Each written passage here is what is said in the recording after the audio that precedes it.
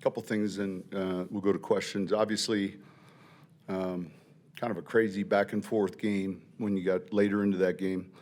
We struggled for at least 2/3 of the game offensively. They hit some big plays on us defensively. I was proud we fought to get back in it. It's like we had to find a way to clean up our mess. So I told them, look, enjoy this. There's some grit there. They didn't quit, but man, it's important we don't let the euphoria of a win like that cloud the things that need to get cleaned up tomorrow. So they'll enjoy it tonight, but there are a lot of things that we're still doing, particularly offensively, that trouble me, and we'll get it fixed. We have to get it fixed. So any questions? Coach, to your left, was curious, where in that fourth quarter did you feel like it flipped in your favor? Well, look, we got the first score we needed, and then obviously we get into 2-minute offense. I don't want to hear about tempo, all right? But I think we made enough plays in a short period of time, and that was part of, like, you can't just have a long 2-minute drill touchdown. We had chunks, and the final play to Sutton was a play we installed yesterday. And it was, you get in those fastball situations with however much time left on the clock, no timeouts.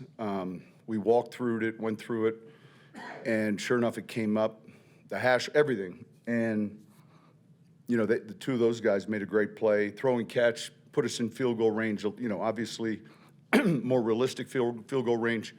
That's why you keep working, and but there'll be drops, there'll be MEs, there'll be poor snaps, there'll be just a number of things that we're going to see that when tomorrow comes, and it's not tomorrow yet, but when tomorrow comes, as coaches and a team, and I just told them, I said, look, we're going to play in bigger games, so let's not get clouded by that. It was a great win. Good team effort to fight back. Tip your hats to New York. Those guys have found a new juice about them, and you could see that on tape. Yeah. It went from 4th and 19 to them being on the doorstep so fast. On the final possession, listen, what did you? I can't criticize the officials, but I can disagree with them. I can disagree with Pat Surtain being offsides. I can disagree with now 4th and 18. That's one of tomorrow's deals. Like, we have to learn. We have to learn from that, because either way, two things happen: the first down's gained by the completion, or let's say it's incomplete. The first down's gained by the roughing. So that's one of the corrections and one of the things that will be important to address tomorrow. The DPI on Riley, did you have a good look at that? I can't criticize them. I probably didn't have, to answer your question, a good enough view. What did you guys think? That was clean. Yeah, all right. Coach over here, down 19 points entering the fourth quarter. What does it say about your team to stay in the game and then go ahead and go back and forth? I'm like that. I mean, I think body language is important to me. It's hard to do something like that if your body language isn't right.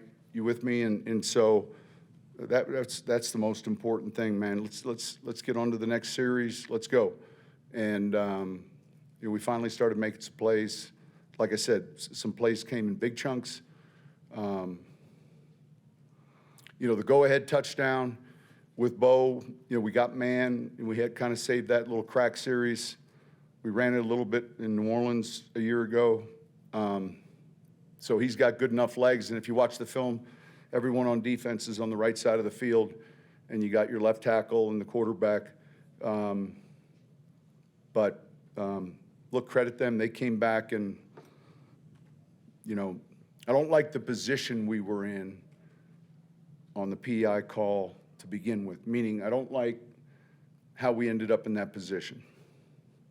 Sean, going back to the Cortland play, how rare is that you do put in a play? Like, Listen, I hate that term, the hay's in the barn. It's never in the barn. Like, you're constantly looking for things. I think it happens a lot on Saturday, but this was a specific look. We had seen two teams this year, New Orleans and Kansas City, have plays with 7 or 6 seconds left at the end of the second quarter, like no timeouts.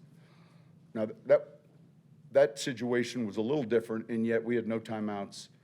And it was going to be hard to get an outside matchup, but we put Sutton inside. We shifted him across, got an inside matchup, and then, put Troy on a needle and still got the ball we wanted to Cortland from a different position. So, look, it was the perfect back shoulder throw, good catch, and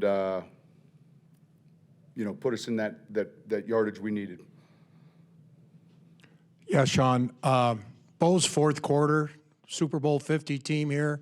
I mean, that's an all-timer right there. I think I said to these guys prior to the game, I said, man, you're playing for, and I said the Super Bowl 50 team is important. I said, but there's also a player going into the Ring of Fame who his family's here. Cortland, you played with him. You're playing for all these alumni that are back. We said it yesterday, and I'll say it again now. They're the lifeblood of the program. Both Kerry and Greg have done a fantastic job of making that point of emphasis. Man, anytime you're back, you're welcome. I love having them at practice. I remember the names. I talk smack with Talib over the years, different teams, you name it. I could go through all the players. And to see him, when you do something like that, you walk together forever. And look, I was their biggest fan. I'm sitting there doing the game for CBS, and the last thing you want is someone from your division winning a Super Bowl. And, so Carolina was their opponent. And, to watch Atlanta not win one and Carolina not win one was pretty special. But I worked that game, and the defense was outstanding. I was there in Dallas when we drafted DeMarc. There's just so many relationships, but that team will have that forever. So I'm glad we were able to get the win. What about Bo, though? I mean, it's not the first time. Oh, listen. He didn't have anything going for most of the No, game. listen, but he got it going. And he started smiling, and he started, just all of that. And, it was exciting to see. It just went back and forth. I said to him, when you do this long enough, you'll be in 5 or 6 of those games. I feel like I've been in 5 or 6 of those games. I can think of them right now. And you just hope, when you're done, that you won more than you lost when you're in one of those games. We were in one in New Orleans against Washington, down 15, 2:30 left, and ended up winning the game. Now the challenge is, you ready? Team's record the following week, look it up analytically. It's like 2-17. So we've got to be able to deal with that challenge. The following week, when you steal a win,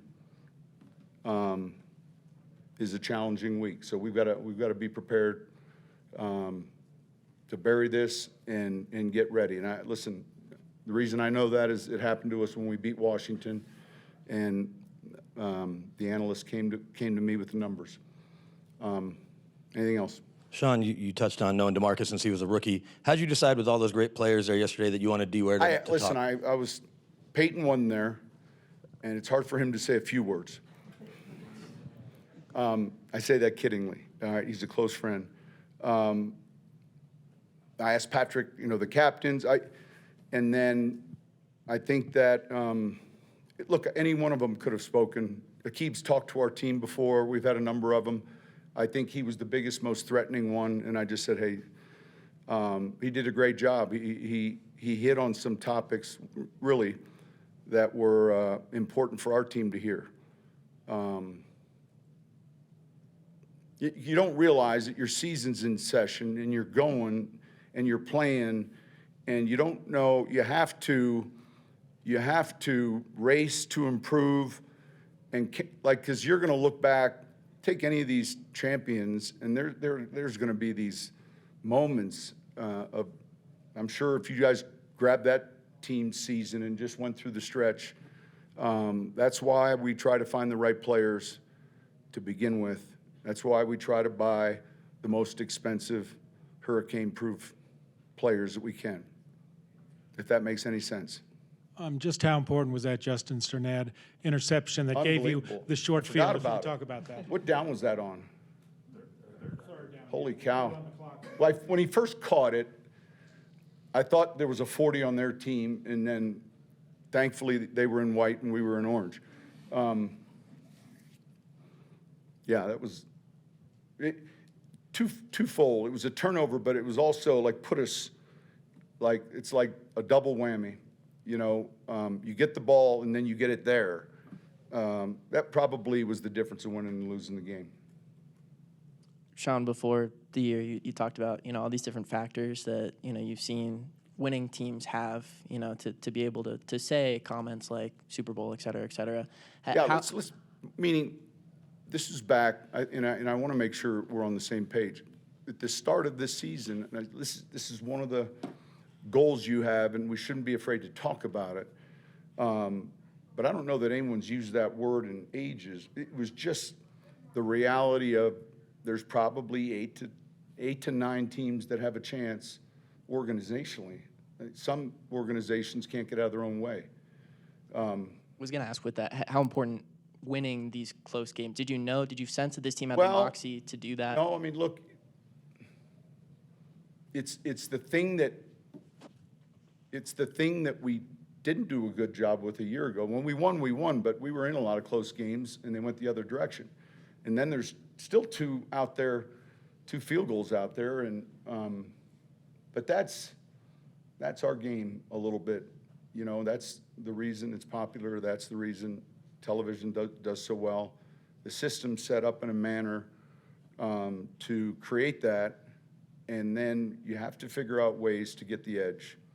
And then it becomes a little contagious. Like, you kind of begin to feel like you're in every game. Yeah. But I can think of 5 or 6. And I wasn't smiling. Benito told me to smile. I said, all right, I'll smile. I just think there's a lot of work ahead that, and again, I have a ton of respect for that organization. I spent 4 of my early years there coordinating Super Bowl, first game in this stadium before 9/11, close with the Mayor Tisch family. And, they found a little spark with that quarterback. I was talking to John Mayer not too long ago, and I said we were hoping that change would have happened long after our game. But anyway, any other questions? Sean, you're right. I'm just curious, in the heat of the moment, when you go on the field, is that passion for the moment? Are you trying to make a point, or are you just when you went out onto the field? Listen, that was silly. I had just felt like, man, and I'm close with a number of people on that crew, but it just so happens in the last 3 times, the numbers haven't been good, and I knew the Surtain penalty was wrong. Like, that's hard, because it made it 1st and 5. That led to their first score. That's happened one other time. I just wanted them to hear me. Can't do that. This is the 3rd time it's gone down to the final kick, final second. You get this one. Is that redemption? Meaning? Like, you finally won one. Well, we've won a few late. You'd be undefeated. No. Listen, I'm with you. You're telling me what's happened, and I've lived it. That I keep getting my hair cut, right, and it gets grayer. I feel you.